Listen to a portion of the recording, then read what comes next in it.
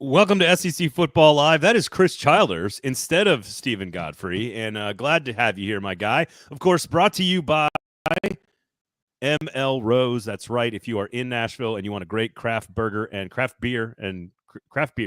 and awesome burger joint, make sure you check out one of 6 locations across the city. You got Charlotte Avenue, you got Franklin, you got Gallatin, you got Mount Juliet, you got a bunch of locations downtown, 8th Avenue, Charlotte, Capitol View, etc. If you're coming into town to watch the Vanderbilt Commodores beat your team, you come on in. SEC powerhouse Vanderbilt Commodores. If you're in town to watch what could Texas fans are up after Ball State. Let's go. Could be the biggest game in the history of Vanderbilt football. I don't know. Who if they don't, but I have a feeling they're going to do Vandy things this weekend. Question mark?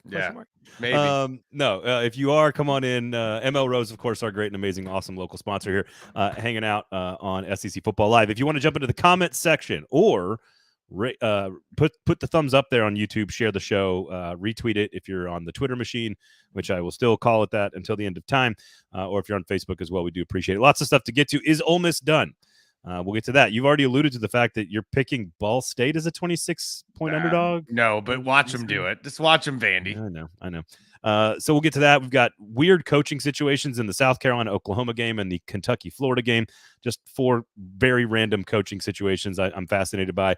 Can LSU, Texas A&M, and Missouri continue what looks like one of those teams, maybe more, maybe none, are going to make a run at a playoff spot? LSU with the big win over Ole Miss. Texas A&M continues to round into form. They will play Mississippi State in what should be an easy game. And Missouri hosts Auburn this weekend after they try to bounce back from the A&M loss. Georgia and Texas, we will discuss that football game. Alabama and Tennessee, all that great stuff. Childers, though, first and foremost, tell everybody where people can hear you in the more traditional sense, on your radio show, and where they can find you on the socials. Field of, well, what am I talking about? That's later. Full Ride, I'll get to that. That's a new thing. But Full Ride, you can listen to me on Sirius XM channel 84, Monday through Friday at 8 o'clock Central Time, 9 o'clock Eastern with Rick Neuheisel. Full Ride is just college football, and it's nonstop college football. Really, there's no apologies. Like they say, it's a college sports show, but let's be honest, it's a college football show. Then I do NASCAR, a little bit of that. I got Mad Dog on the weekends. And Field of 68's the new thing that I've added. Doing the After Dark show a couple times a week, which will be airing on Sirius 84, as well as their own channels. So, I've had to find different revenue sources, but they have to all be approved. So that's that's hard. But we're doing it. Field of 68. They kind of just started that out of nowhere, like a few years ago. Did their own thing. Yeah, it's great. College basketball all the time, right? That's the whole deal. Great stuff. Doster and Jeff Goodman. Doster and Goodman. Those are good guys. Good stuff there, Chowder. So make sure you go check that out. Of course, this is a college football show about just the SEC, and we will discuss. Apologies. However, you and I, and if you've listened to Chowders with me on this show during the summertime, you've heard us tell some very weird and random stories about our years of travel together, mostly across the Southeast. Sometimes to ACC games or Big East games, but mostly across the southeastern portion of the United States. Occasionally to like a 24-hour diner in Indianapolis every now and then. Yes. But mostly across the southeast. And I thought you would appreciate fans. Yes. The slippery noodle. I thought you would appreciate what I was doing last weekend with the family, which is I got the girls. I'm indoctrinating my 8 and 6-year-old into Tennessee football. Nice. That we have fall break the same week as my daughter's birthday every single year. Forced family vacation, so we go up to Knoxville for a football game. We went to the lake for a couple of days. Weren't on the water. We were just in the mountains. And we drive up to Knoxville on Saturday from the cabin. And it's a late game, so I'm like, all right, we'll see how the 6-year-old does. I know the 8-year-old will be fine. But they went to the Texas A&M game last year, and we went to the Florida game, and they made it all the way to the end. Nice. They watched the drama. The stadium itself, I think, actually helped Tennessee win that game because otherwise, not sure the quarterback did anything to help them win the game. No. But the stands were great. The crowd was amazing, and they figured out a way to win the game in overtime. And it definitely, as I'm walking out, not only did the game remind me of Texas A&M last year to some degree, a coach who doesn't trust his quarterback to throw the football, a very low-scoring defensive struggle.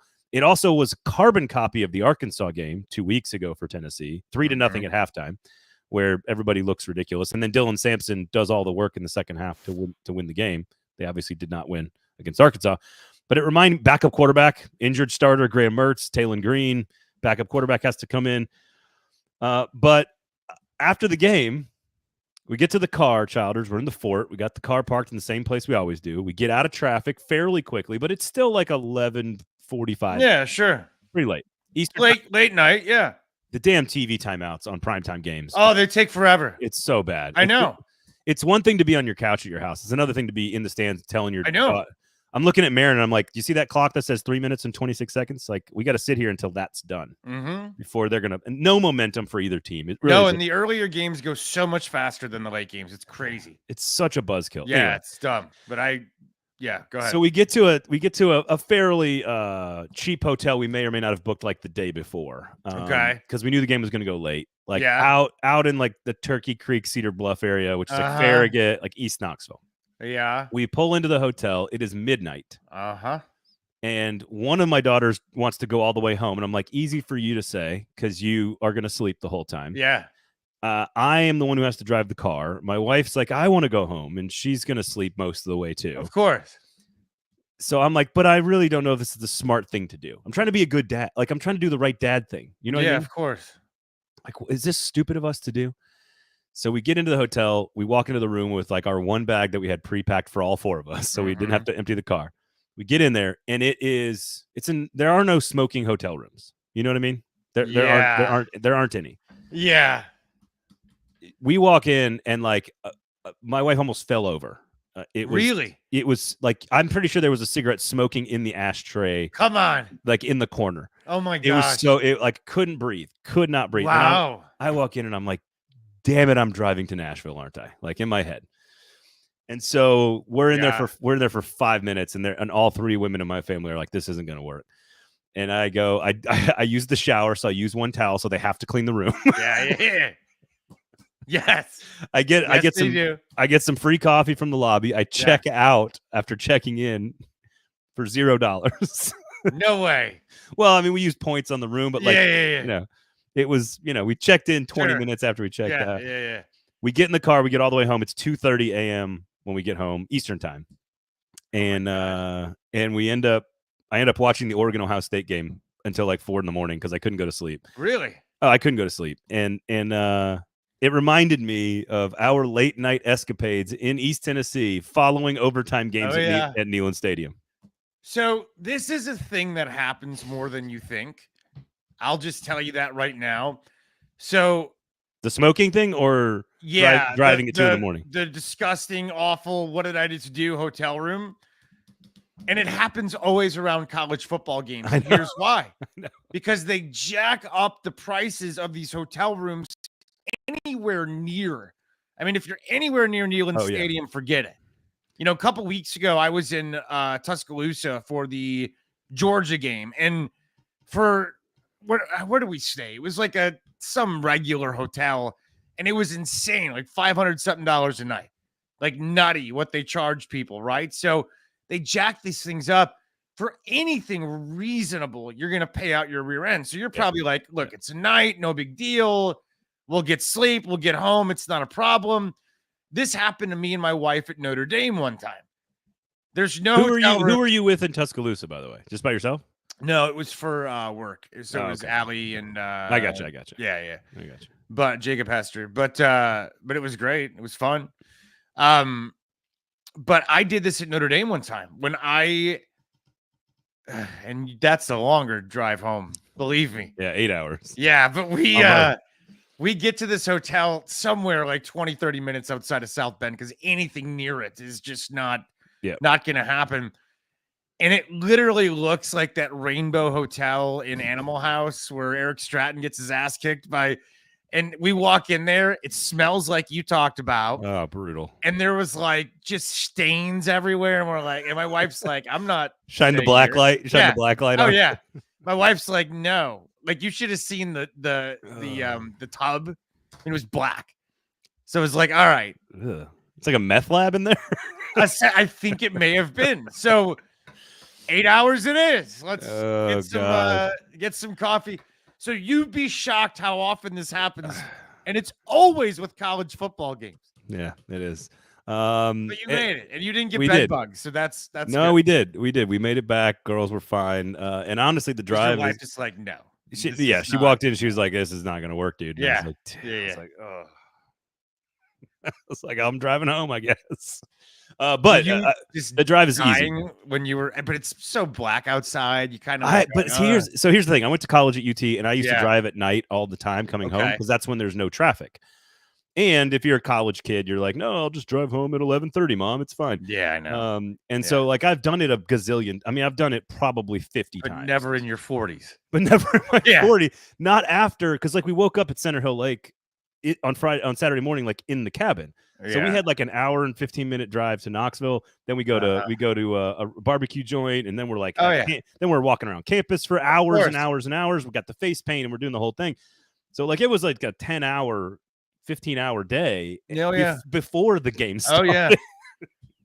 And that was an exhausting game. It was and here's the problem. Not to move us quickly into football, but like the problem, and we sit down at a restaurant in Knoxville right in time for like to watch the Alabama game. And so we're watching the Alabama game, and I'm like, okay, they're up 14. And then it's like South Carolina comes back, and then Alabama takes the lead. And I'm like, okay, Bama's got this. By the time we get parked on campus, it's Alabama. Like they have their tailgates. They're all watching the TVs. Mm-hmm. And it's all like people are losing their minds because I guess South Carolina had recovered the onside kick or whatever. Yes.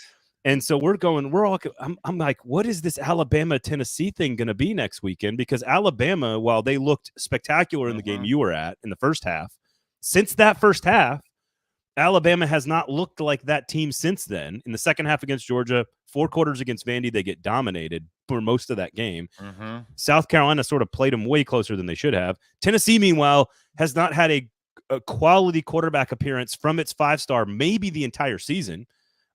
He wasn't great against Oklahoma. He wasn't good against Arkansas, and he wasn't good against Florida. What are we getting when Alabama and Tennessee play third Saturday in October? 3:30 game Eastern, 2:30 game. It's the main SEC game this week outside of the primetime game. I don't know what to expect out of either of these two teams. We got a defense that you can't trust versus an offense you can't trust. You got an offense that's explosive against a defense that is pretty damn good. I have no idea why it is weird. The thing about Alabama, I think Alabama's as good as they've been in the past, but they just do dumb shit. Like, it's just incredible. The amount of dumb shit that they'll rack up in a game now under Kalen DeBoer. Like last week, for example, game was over. It was done. And then they get a face mask call, and all of a sudden, South Carolina's got new life again. It's stuff like that. Like anytime they're trying to get off the field, they self-destruct. They either miss an assignment or they do something dumb. I'm glad you brought that up. They gave up 12 of 18 third down conversions against Vanderbilt. They gave up 7 out of 15 last week against South Carolina. And by math, 5 on fourth down against Georgia. Yeah, that's 19 of 33 third downs they've allowed. I know. They've allowed. So that's the problem. Kalen DeBoer said it. Like their yards per play, their defensive metrics are overall pretty solid. They're top 4, I think, in the conference.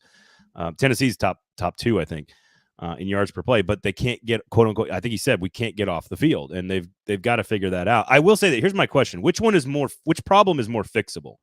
Because I think Alabama's problems, well, I think their problems are quote unquote less fixable because the defense is just young, the secondary is just young, they're just inexperienced. I don't think you can fix that.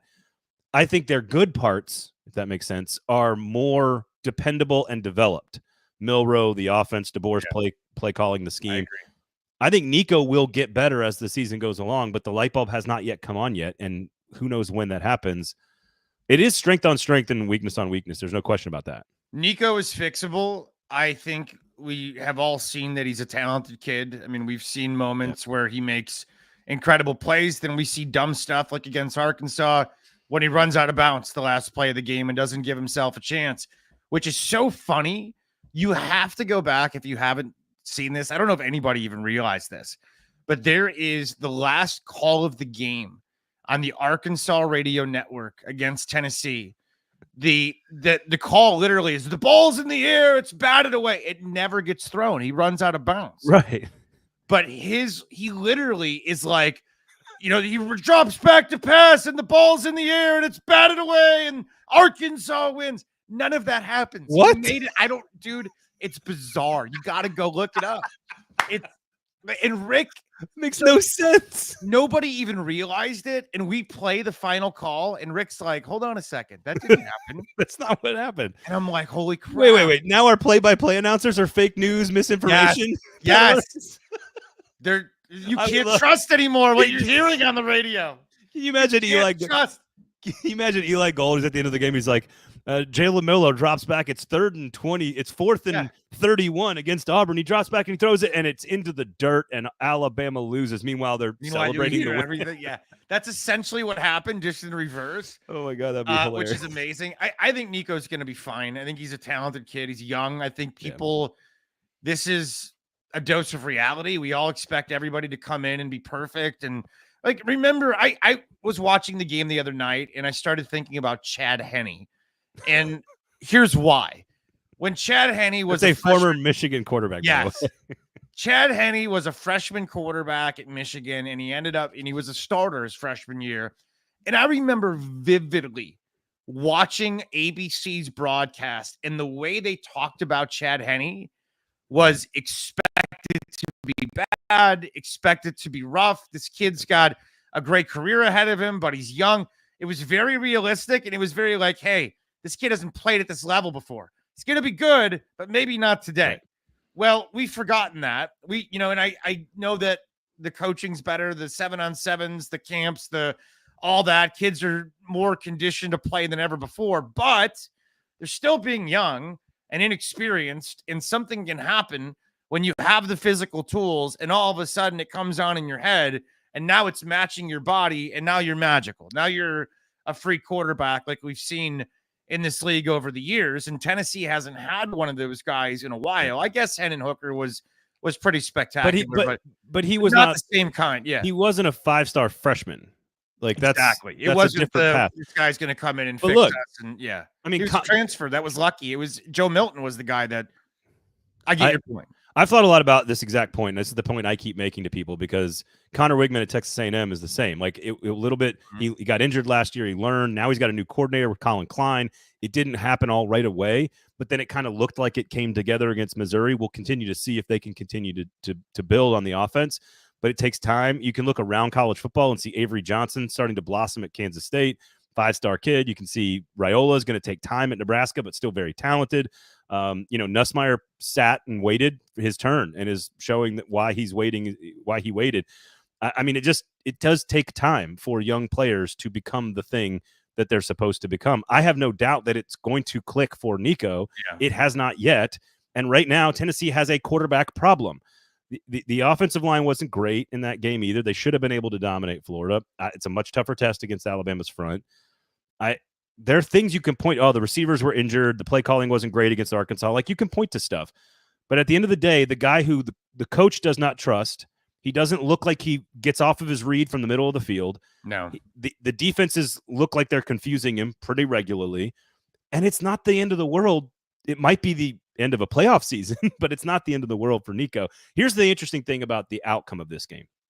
To me, Alabama has the Georgia thing in its back pocket. And if Alabama loses this game, they can run the table, and I think they get in at 10-2 because their only loss is on the road to, their loss is on the road to Tennessee, and then at Vanderbilt's maybe Vandy doesn't look like a bad loss at this point. If they get to 6 wins, it helps Alabama. Big time. But Tennessee, what does Tennessee have right now if they lose? Because they've got Georgia coming up on the road. And so if they're not going to beat Georgia, this does eliminate Tennessee, where I think Alabama can survive the loss. I think you're right, because if you look at I don't have Tennessee's schedule pulled up, but the best win I could think of is NC State. Oklahoma on the road. Oklahoma. Yeah. Okay. Sure. Yeah. Way better than. Yeah. Than sure. No, I'm with you. Oklahoma's a pretty good win on the road, even though Oklahoma's got all kinds of documented issues with quarterback and wide receiver injuries. And there's another one. There's a 5-star Jackson Arnold. They quit on him so fast. Now they're going to redshirt him. That's a disaster. Please ask me about that, because I think that's that. Brett Venables is a dumbass, in my opinion, for how he's managed that. He's stupid. It's nuanced. A nuanced take, Chris. Well, here's the thing, dude. No, wait. Stay on this. We'll get to Oklahoma. What was the topic? I forget. ADHD. Alabama being able to survive a loss. No, I think you're right, because Tennessee, Yeah, Oklahoma, but Oklahoma's not going to be one of those wins at the end of the season that the committee's going to be like, well, they beat Oklahoma on the road. No, beating Georgia, because Georgia's probably still going to be Georgia when it's all said and done. It's a feather in your cap. And it might be the feather. Plus, it's Alabama. There's a brand thing that, could you say that they favor programs like that are going to make them more money? 100%. I would say that they're going to favor programs like that. You don't believe that? I do. I 100% believe it. Iowa State in over Alabama. Just wait till the headlines. Okay, if you're right, then I will come to your house and kiss your ass because I believe it when I see it. I could use it live on the podcast. Oh, really? No one wants to see that. Complete and utter bare butt cheek kissage. It'll happen right there. I think you're right about Tennessee, and I think Tennessee still is a little bit vulnerable from who are they? Are they elite? Are they not elite? Is this kid? They've acted elite. They've acted elite from a collective perspective. They've acted elite from a recruiting perspective. They've certainly had some good results on the field. 2 years ago was a massive step in the right direction for respect and accomplishments and beating Alabama and dumping the goalpost in the river. All of that was, I think, a game changer for perception of the Vol program. I feel differently about them today than I did 2-3 years ago. I don't think there's any question about that. But they have, I think, because their other schedule it's Vanderbilt, which again we just said is going to be a decent win, maybe. But it's Mississippi State, Kentucky, and Vanderbilt. Those are the other three in the conference. They've got the paycheck game in there, but it's Georgia and Alabama. They have to win Alabama. If they lose Alabama and they lose Georgia, they're at home. They're not getting in at 9-3 unless they beat Georgia, or they have to beat one of the two to get in, and then they have to run the table. So this is your opportunity this week. You're at home against Alabama. This is it. And Alabama's very vulnerable, and I think Bama's better. Lost last week. They should have. I think Bama's better than Tennessee, though. I think you're right. So I think Jalen Milroe is better than that. That's why. You want some numbers here, because this is like, I had people texting me about for not anything in a bad way, just like people that are like, man, I think Nico could be special, and that's okay. Fans are excited about him. Sure. Nico right now, 10th in the conference, not in the nation. Okay, these are conference rankings. 10th in the conference with 7 touchdown passes. 10th in the SEC. 8.5 yards per attempt. That's 6th in the conference. 203 yards per game. That's 8th in the conference. He's scored 8 total touchdowns. 149 quarterback rating. That's 8th in the conference. 65.7% completion percentage. 6th in the conference. He is not top 5 in the SEC in any category. Jalen Milroe, first in the nation, not in the conference. First in the nation, 11.2 yards per attempt. Second in the nation, not the conference, in the nation, 191 quarterback rating. 72.7% completion percentage, is 5th in the nation, top 5. And he has scored 23 total touchdowns. The best player on the field is Jalen Milroe. Yeah, he's doing some things where you shake your head at times in these games. South Carolina had a couple of them. Vanderbilt, had that pick 6 that got batted. But when I watched him, and I had a really kind of cool view from the north end zone of Jalen's performance against Georgia, and specifically in the first half, and I kept looking at it with such intent and looking to the person next to me, which was Allie Gearing, my producer. And I said, Allie, look at the way he plays the position. This kid is damn good.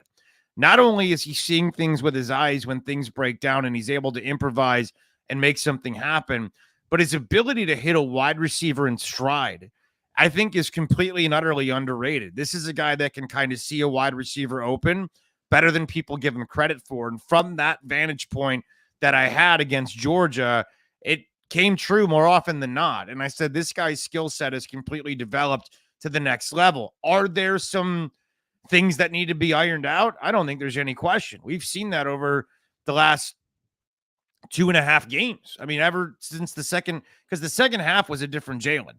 Now they got bailed out. They got bailed out by the Ryan Williams touchdown at the end, but it was a different Jalen. Then against Vanderbilt, it was almost like he wasn't engaged, and Diego Pavia couldn't miss. He couldn't miss on third down. He couldn't miss when it mattered. And as a result, the Giant got slayed, and they nearly let it happen to him last week. It was so bizarre because it was like, okay, Alabama, we get your multiple touchdowns better than this team. We could tell that, but you just kept doing these little things that allowed South Carolina, and it was weird. It was like at the end of the game, they'd throw up. Like they would have a 14-point lead at halftime, throw up. Now it's a 1-possession game. They'd get to the end of the game, they'd be dominating again. We're thinking Bama's fine. Then all of a sudden they barf on themselves again. If they barf in Knoxville, they're gonna lose. Well, if you're gonna barf, you barf at Boogaloo's. Okay. Oh, that's a totally different place to barf in Knoxville. With the clientele and the waitresses there, you barf. It is a classy establishment. They actually consider that more sanitary than the normal fluids that happen at Boogaloo. So barf away. What type of fluids are barf away? You were there. I don't know. Hey, urine is actually very isn't like that's extremely clean, right? I guess, but it certainly had a scent of something else. Okay. No, it had a scent of maturation when you walked in there. Like it really tied the room together. Yeah, it was like the dude's rug. All right, Texas hosts Georgia. Yes, I'll be there. Winner gets to claim the fight song. I've been working on the railroad as the fight song for both teams. You're going? Is that what you said? You're going? Awesome. That'll be fun. 40 acres is a nice place. Okay, that point spread has gone from 3.5 to 5. So Texas is now favored by 5, I think. Last time I checked. What I find very interesting about this, I think it is fascinating from an X's and O's standpoint. It is Kirby Smart's defense against Steve Sarkisian's offense. Quinn Ewers at times is not always the elite player Texas fans think he is. He has moments where he like lapses in judgment or gets hurt or just doesn't look like the elite player. And then there's times where, like the Alabama game last year, he just torches people. The Big 12 championship game last year where he just torched Oklahoma State. And, there's all kinds of moments where he looks spectacular and then some games where he doesn't. And that's Kirby's job. Second half of the Alabama game, the game plan was fantastic against Alabama. Very different type of quarterback, different type of offense. Texas's defense statistically is as good as it was last year, despite losing 2 elite defensive tackles and having a questionable secondary. I don't know what to make of the game. I'm viewing this a lot like Ohio State and Oregon. I'm viewing it a lot like Alabama, Georgia. I want to sit back and enjoy 2 elite teams going at it. These are 2 of the top 3 or 4 teams in the country. They might be the best 2 teams in the country. But for some reason, I cannot shake this, and I don't have like a really good reason for it. I think Georgia's going to win. Yeah, if you notice the shit-eating grin on my face, I agree with you. Here's what I think happens. Kissing ass and eating shit. Great. Yes. Well, hey, that's a good night. Sounds like Boogaloo. Sounds like Boogaloo's. Exactly. You want to know what Boogaloo's and Sevierville's like? That's it, right there.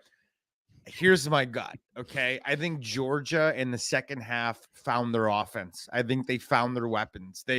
You could tell early on there was no Brock Bowers, there was no Lad McConkey. Carson Beck was searching for a safety valve.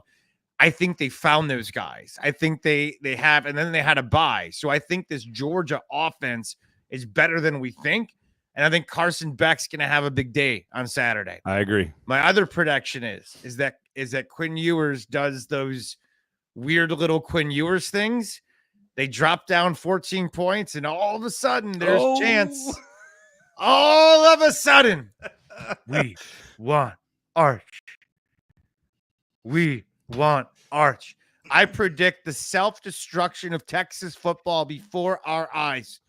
Before our eyes on Saturday at home in front of the Burnt Orange. The Formula One race in town that weekend. That's right. They're going to go fast straight into the abyss of a quarterback controversy. You watch. They got away with it. I'm telling you, 3 games of Arch, just enough.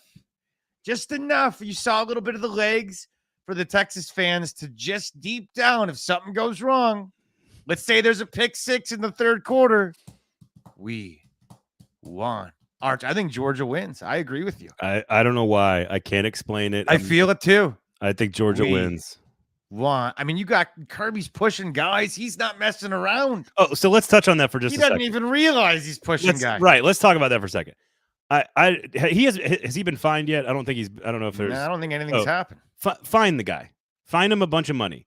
But let's not act like this is like a felony charge here. Okay. Like it's not Woody Hayes. It's like, not. No, this is, look, was it a little much? Should he be fined for it? Can you do that? Do you need to be reprimanded? Fine. Totally good. You cannot do that. It didn't look particularly on purpose or malicious in any way. Like, but the fact we didn't see him. But I agree. I tend to agree. He didn't see him, but he did push him. Yeah. Right, but we can't legislate that part of it. You just pushed a kid, and that's fine. Find the guy. You can't make contact with other teams' players, blah, blah, blah, blah. But, let's stop overreacting like that was some, it wasn't like he was trying to hurt him or, it's not like the kid was jawing and he pushed him. I'm with you. It's not a murder charge here. It's pretty funny. Like, you see something like that, and you're like, oh. Now, I don't know if you're like me. I watched it like 10 times slow motion. Where was he looking? Oh, because you wanted it to be something worse. Let's be honest. Oh, I heard about it. You wanted Woody Hayes. I heard about all this stuff because I didn't get to see any of Saturday football until I got home at 2:30 in the morning. Yeah. And I heard about Kirby pushed a player, and I was like, oh my God, this is going to take over the internet. And I went and looked at it, and I was like, oh, that's what we're talking about. It was a tender shove. Yeah, it was gentle. Tender, yes. It's gentle. It was very Junction Boys. Yes, yeah. So you're with me then. Georgia wins. Yeah, I like Georgia. I think Texas is not as rainbow and sunshines as we think. I think they look it.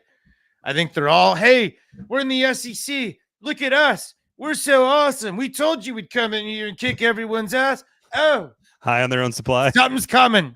Some humble pie's coming for them. You wait. Oh man. So here's what's gonna happen. It's 17-7 late third quarter, and they've had 3 3-and-outs in the third quarter after halftime. Oof.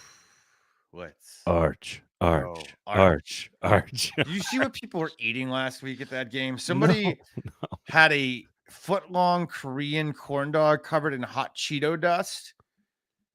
And I was just like, that seems like you're just abusing your ass at that point. Like, you're just, why do you hate that? Why do you hate your butt? Chipotle way. Yeah, that's what you need. It gets rid of the blood stain. Well, have you ever had a poor Cheeto dusted Korean corn dog? It's delicious. Jeez Louise. Wrapped in dip it in fried butter. It's gonna be great. Stephen Godfrey, who ate that last week. Fried butter stick. Stephen Godfrey very upset that you've taken his seat in this show this week. Sorry, Stephen. Is he there? He has never. No, he's. I think he's forced family vacation for his school this week, so he's off this week. Hi, Stephen. But I don't think he anticipated a chili dusted Korean. What is it? Korean corn dog. Chili dust or hot Cheeto dusted. Hot Cheeto dusted. Oh yeah. Korean chili corn dog. 100%. Coming out the back end. Okay. That's what I bring to you on the show. No, I do appreciate it. That's really it, but that's what I bring. LSU and Ole Miss. Go to ML Rose, everybody. They don't have that there. They do not. All right. Ole Miss. So one of the other games I watched after getting home, and then I, went to bed and got up on like 3 hours of sleep because the kids wake up no matter what damn time they go to bed. I got up and I watched all the Ole Miss game. And because I saw like all the overtime, Penn State, USC, there was just so much overtime football last weekend, and I needed to catch up on it. So I'm watching the Ole Miss LSU game, and for most of that game, I'm impressed by a few different things that is kind of new. I thought, while LSU's defense is still 15th in the conference in yards per play, I thought I saw some progress from LSU's defense against Jackson Dart and the Ole Miss offense. I thought they made some plays around the line of scrimmage. I thought the LSU offensive line played fairly well. But at the end of the day, Ole Miss had the ball, had control, and had the lead late into the fourth quarter, and could not make the critical play. They did the it's not mid-major, it's not group of five, but it's like they did the not blue blood thing, and LSU did the blue blood thing, and that's a super reductive way to look at the game. But I think it's true. I think Garrett Nussmeier is really good. Yeah, I think he's going to be an NFL quarterback. And he made some crazy plays with both receivers making crazy plays for LSU. It was a super fun football game where the blue blood did blue blood things. And the team that's not used to being in this situation acted like it hasn't been in the situation before. And now that with the Kentucky loss, isn't Ole Miss finished at this point? Yeah, I think so. Which is a real kick to the groin because it's only week 8 and they put a lot of money into this team. I mean, the people in and around Mississippi that, gathered all their nickels and dimes and found any kind of collective deal they could lure in the biggest and brightest transfers and, keep guys like Jackson Dart happy. It was all with the goal of, hey, now we have a 12-team playoff. The door is open. Let's go get it. Let's do this. Let's go get it. The problem is, though, they have a coach that I think is a lot of flash. He's a lot of, pomp, but he's going to get you to a certain point based on that pomp alone and having good players. But nothing about Lane Kiffin as a human being or as a football coach is elite. It's just not. He's one of those guys that kind of operates in this weird gray area where, is he really a professional? Is he not? Is he a troll? Is he not? What is he? He's entertaining on the keyboard. He's a guy that, has been able to take countless shots on Twitter, and everybody's like, man, that Lane is what a zinger that was. And then you talk to him in person and he's like a wet paper towel. I mean, there's virtually no personality at all. It's a weird kind of idiot savant dynamic where I just don't like. You look at Brian Kelly's career, for whatever you want to say, it's elite. At Notre Dame, there might not be a national championship. I don't think Notre Dame can win a national championship, but for what they were, I thought they constantly overachieved and they stayed Notre Dame. They were able to keep their reputation because of Brian Kelly. Ty Willingham screwed that up. Bob Davie screwed that up. I mean, it was Notre Dame's a boatload of expectations with very little resources to back it up, and the town is a hellhole in South Bend. It really is. It's one of the worst. Well, what do you really think about it though? It's terrible. It's awful. I mean, it is. It's a beautiful stadium. Beautiful stadium, but the town's Midwestern hell. I mean, it's not good. So you kind of add all that up, and Brian Kelly to me was great. He goes to LSU, has success right away. I can't explain how bad the defense was last year. That was Jesus. I mean, golly, that was brutal, but had a great quarterback, had a Heisman Trophy winner. The things are working out pretty well. I think he's elite. I think he found elite ways to win the game. He's got his own. I think Nussmeier's very good, and they've developed him. Yeah, he's very good. I think that is a kid that as he continues to develop, they're gonna be in these games. They're gonna have a chance to win these kind of games. That's a big feather in the cap. But I think here's what I think that game did. It is confirmation to the Ole Miss fans that Lane Kiffin is not what you want him to be. He's got like this, I don't know about that. He's got this model kind of, oh my God, look at how sexy he is. But then you get up close and you're like, there's some acne on that. You know what I mean? All right, hang on. Here's what I think it is a referendum on their strategy. I don't think it's a referendum on Lane. I think Lane realizes that Ole Miss is not going to win a national championship if they playing the same game as Georgia, Texas, and Alabama and LSU. They cannot go head-to-head with them, person for person, player for player, unit for unit, and win over a 12-game season and a 4-game playoff and a championship game. I don't think they can do it. But the roster was supposed to this year. But they looked at the model and they looked at the new roster regulations and they said, but this is a chance to do something special with Lane and the quarterback and some of the other pieces. Here's the thing. You know what would have really helped him in that game? Quinshot Junkins would have really helped him. Yeah, that would have been nice. They needed a piece to lean on to slow the game down and win and pick up first downs because they are not running the football the way they did when he was there a couple of years ago. So I'm just saying, I think it's a referendum clearly number one on the strategy. But then why do you let him leave? Why were your priorities elsewhere? I don't know. They spent a ton of money. Well, he was asking. I mean, the story is, and Stevens told the story on the show. It's like he was asking for money during the season, and then when the end of the year happened, the clock struck midnight. The season's over, and he's got a request out. They didn't match it, I guess. Ohio State's got a bunch of extra money to spend, I suppose. That happens a lot now. It is. Guys are asking for money during the season.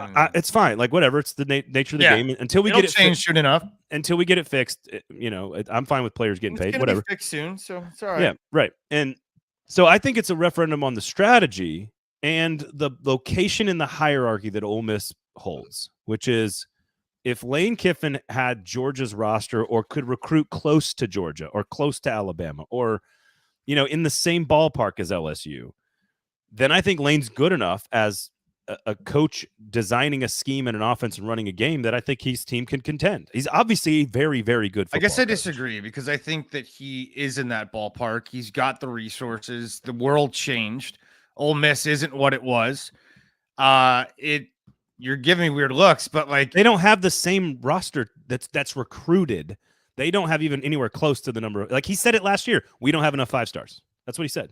That's recruited? Yeah, that's what he said. Yeah, okay. But from a talent accumulation transfer portal perspective, they had as good of a roster as anybody. But that's what I'm saying. You're saying they can't develop guys from inside. No. What I'm saying, they can, but they can't get the same quantity and quality as Georgia, Alabama, Ohio State, Texas, Why? Whatever. If the money's because here's what I'm saying. I don't think it's the same as it used to be. I don't think Alabama and Georgia have the advantage like they used to. Money. Okay, I'll disagree. So here, let me. I think this is interesting. So let's work through this a little bit. Please. The referendum on the strategy to me is using the portal to stock your roster is less than using recruiting and developing to stock your roster. I think that is what we have learned along the offensive line in particular across all of college football. You cannot fix your offensive line with the portal. You have to develop guys. That's it. You can fix the quarterback position by going and getting a guy because there's lots of them out there because only one can play. But if you want to win a national championship and be good enough to contend with a schedule like Georgia's going to play this year and then have to play, Ohio State, Oregon, Notre Dame, whoever else in the playoff and win a national title, you cannot build a team of 5 stars in the portal because they are not connected and developed in the culture the way Saban did it, the way Kirby's doing it, the way Ohio State has done it, the way Texas is trying to do it. I think the referendum on the strategy is more about the portal and less about Kiffin. Does that make sense? It makes sense. I still think that it's different, in my opinion. Now, you could be completely right, but in my eyes, everything we ever knew is dead. So, like Georgia having an advantage, Alabama having an advantage, all that to me is dead. Now, it still exists in this world because we're only 2-3 years removed. We just went to this. We just went to a portal, went to that. So how much high school development and recruiting, we don't have a huge sample size of that. Now, in my opinion, if you're the Ole Miss collective, and I think the state of Mississippi is a very good recruiting class, if you successfully purchase the top kids in your state and get them to come to play for Ole Miss and do well outside of the state, I think you absolutely can become Georgia.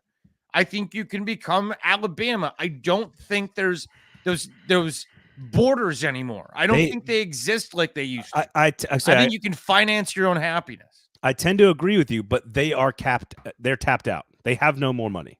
And I don't mean that like. Well, that's another question because we've asked so much. Okay, you're right. That's another. Okay, that's another conversation.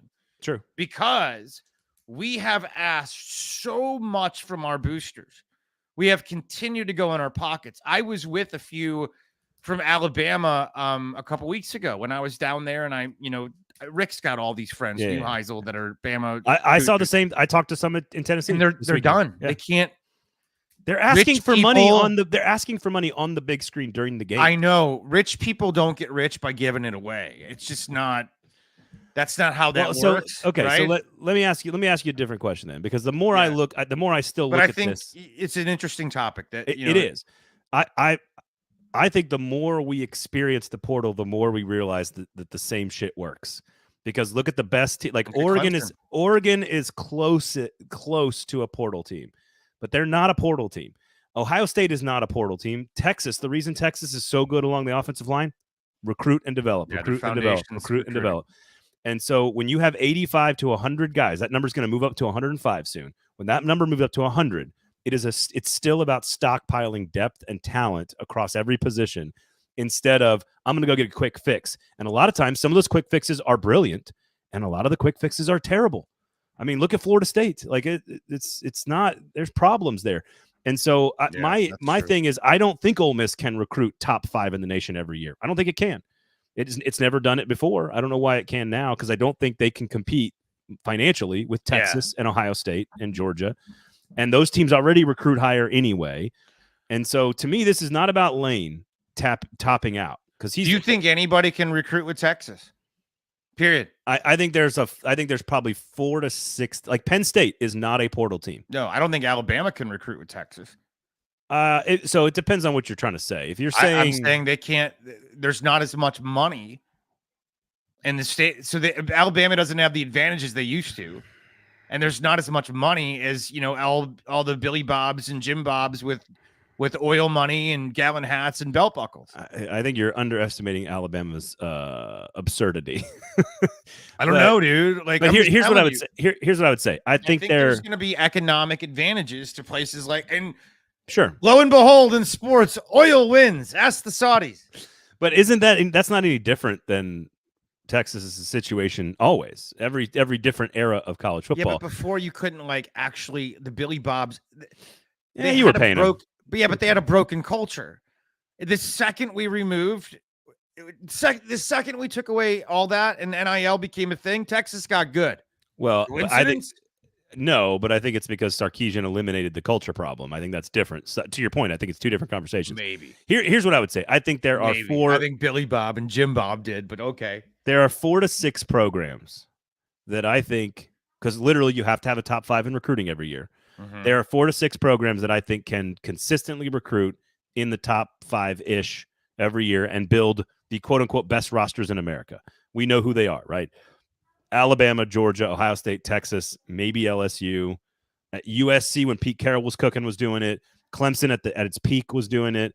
And look at Clemson now. They're going to use recruiting and stability, and we're going to laugh at Dabo all season about his strategy, and they're going to dominate the ACC this year. Excited for it. And roll into the playoff. Mm-hmm. And it doesn't mean they're going to beat anybody in the playoff, but they're the most dangerous team. They might, though. Cade Klubnik's pretty good. And the one that I would point to that's a quote-unquote portal team this year that is up there undefeated is the one that continually tries to lose games every week, and that's Miami. And so I don't know, I don't know if I buy trying to lose. I don't know if I am still old school and I'm still taking the guy with the recruited roster, 85 players that's developed talent with quarterbacks that have stuck around. Jalen Milroe, Carson Beck, Quinn Ewers. Look at the quarterbacks who stuck around. They're the ones winning. So anyway, all right. No, you make a lot of good points. You're right. You're handsome. Well, that part is true. I like your look with the haircut and the mustache. It's very cool. Very East Nashville. My wife loves it. She wants the mustache. Very cool. Stay. She loves it. Well, she's like, you look like Sturgill, and I'm like, okay, thanks. We can discuss that another time off the air as to why she likes the mustache. But sure, settle down. I'm not insinuating anything. Maybe that. Settle down. If you're watching on YouTube, thumbs up, everybody. All right. So here's the other thing about LSU, though. After all that, I still don't buy LSU as a legitimate threat in the playoff. I think Texas A&M is the one I've got my side eye on. I'm sort of like A&M curious over there. Who do you think could win the national championship from the SEC? A&M curious. I like that. Missouri's got Auburn this week, and they should win and bounce back and stay in the race as a one-loss team. But Auburn does Auburn things all the time. Hugh Freeze does Hugh Freeze things Auburn all the time. But those are A&M's got Mississippi State. That's an easy win, supposedly. I actually like A&M over LSU right now in terms of who's going to get into the playoff. For some reason, I'm not sold yet on LSU's defense, but I liked what I saw against Ole Miss, but I'm not sold yet on them. I love Nussmeier. I think he's very good. Do you love Mike Elko? I do. And I think what he's done on defense is what LSU's got on offense. I think Baker's doing work. Hired him. He's damn good at it. Yeah. I think Blake Baker's doing work on the LSU defense slowly but surely. And I think Colin Klein's doing work on the A&M offense slowly but surely. And I think Colin Klein has more to work with. That's what I think. I think he does. I think the Texas universities have a big advantage moving forward. And I think it's because of everything I told you already. Because of the mustaches. Well, but I believe in big cowboy hats and boots. And I just think those guys, they got a lot of money and they love football. And when you give them the chance to spend their money on football, they're going to help. If they see the results and they start getting really happy by winning trophies, they're going to help even more. But here's LSU is a 2-point favorite over Arkansas. If they are the number 6 or 7 team in the country, you are not a 2-point favorite over Arkansas. That to me is an indicator that having Sam Pittman on the hot seat is dumb. It's the dumbest fucking thing ever. I've said it forever. Okay. I love the Petrino Williams when they took over coordinator combo. I think it's simple as this. When they took over that program, they were getting blown up by Western Kentucky and nobody wanted the fucking job. Nobody. Sam Pittman didn't get that job because he was the top of the line. All right. That was this gets me fired up because they tried to hire Eli, right? That's what I'm saying. He was like the 90th pick. It's not like people were lined up to go work for Hunter Yurachek in Arkansas. Arkansas is a hard job because they have these delusional expectations, but they're freaking Arkansas. They're in the middle of nowhere. Like, I don't see them as that different than Mississippi State. Like, they're Arkansas. Yeah. So with that said, Sam Pittman took over a program that was pure and utter dog shit. And the fact is they're competitive every week. The fact that you're talking about a 2-point spread against them is indicative of that. That is, they play their ass off for the guy. They're not a bad football team. They're competitive, and go ahead and run them out and see what happens. You'll get Derek Mason replacing Rick Stock still at my alma mater, which I had to sit through last night. If Taylor Green is fully healthy, this is a very dangerous game. Yes. And Arkansas's at home. Arkansas views this game as a big rivalry in their sort of ledger. LSU does not, of course. And so I think that you're coming down off a big win. This is a really dangerous spot for LSU. And the Vegas is telling you they're begging you to gamble on LSU because they like Arkansas that much. And so this is partly why I have not yet ever bought into LSU as a playoff team. I think Brian Kelly's very good. I think they're a very good team. But they're going to play A&M. I think A&M's going to win in a couple weeks. That's it. I think A&M is the team to watch. I think A&M is some November, dude. It's going to be A&M is the dangerous one to watch here, guys. Tasty. Like, here's what I've been saying. If you ruin enough people's seasons, because I think that's what they're going to do this year. If you ruin enough people's seasons like they did with Missouri, eventually you're the one having the season. Yeah. And that's how college football works. And I think A&M's A&M's the one that's going to be weird. I think they're going to be there's a chance A&M is playing Texas for a spot in the playoff at the end of the year. Sign me the fuck up. Ooh. I guaranteed A&M victory over Texas all summer long. I've guaranteed it. I got to pour ice down my trousers now. You got me all steamed. Ooh. Yes. I know. Stop it. Oklahoma Calm quarterback. yourself. Oklahoma it's down to 1.5 points. It was a 3.5 point spread. They're only favored by 1.5. So you got Arkansas or LSU? Just I'll take Arkansas outright. I'll take LSU, but Arkansas outright. Have some stones. I hope so. And then everybody can shut up about Sam Pittman. Thank you. Missouri. I just want to see what Missouri does, and I want to see what Auburn does. That's a don't take your eyes off the train wreck kind of game, which I love. All right, Vandy get their 5th win against Ball State. Yes, I guess. Okay. Although I could see them doing something ridiculous. I could just like they did against Georgia State. Don't speak it into existence. Earlier in the season, I want them to have a great year. I do. I found this. I don't know if anybody else has been paying attention to this, but I find myself weirdly hyper fixated on it the last 2 days. Diego Pavia 2 days ago. There's a company called Breaking Tea, and they put out a T-shirt, and it says Vandy is turned, and it's got Diego's face on it, right? And Breaking Tea's done tons of NIL T-shirts over the last couple of years with all kinds of different schools. Yeah. So they do this one in Diego, and I'm thinking this is a couple of things in play. A, Vanderbilt doesn't really know how to do NIL, or B, you don't take transfers from New Mexico State, even if they're that good at quarterback at Vanderbilt. Here's why. Diego gets on Twitter and says, "This isn't me. Don't buy this shirt." Breaking Tea responds, "Yeah, it is. We worked out a deal with your representative, and you're getting royalties for this shirt." Oh. It stayed up for a day and a half. I did All not that's see happened. This. Diego has removed the post. The T-shirt's still for sale. So I'm guessing that Diego was in fact wrong. Yeah. But go look it up. I'm gonna have to dig into this. Fascinating. I'm yeah. dig into that. I could not, I kept hitting refresh. If there's a story it was online for a while. So here's what's fascinating about this, because I love Diego Pavia. I'm on the hype. We're on the hype train from the beginning. But here's what's interesting about this. If there's I think a lot of folks point to the Jaden Rashada thing at Florida as like an example or the story about why it's wrong or broken or needs to be fixed or whatever, the system of NIL. And we look at that sort of, he signed and then he didn't get his money and he was promised money by boosters, but boosters didn't really have the money. And so now the coach and the school are getting blamed for something the boosters did with a player and an agent who's a recruit who ended up going somewhere else. I find the whole story to be absolutely a warning about the system. But this is I think this is more appropriate to what the chaos behind the scenes in the system, which is a T-shirt company that's probably never been to a Vanderbilt football game. No. Is they're like, hey, who can we call and make some money off this project? They call an agent who maybe or maybe not runs it by, I'm assuming, a still inebriated Diego Papia. Yeah.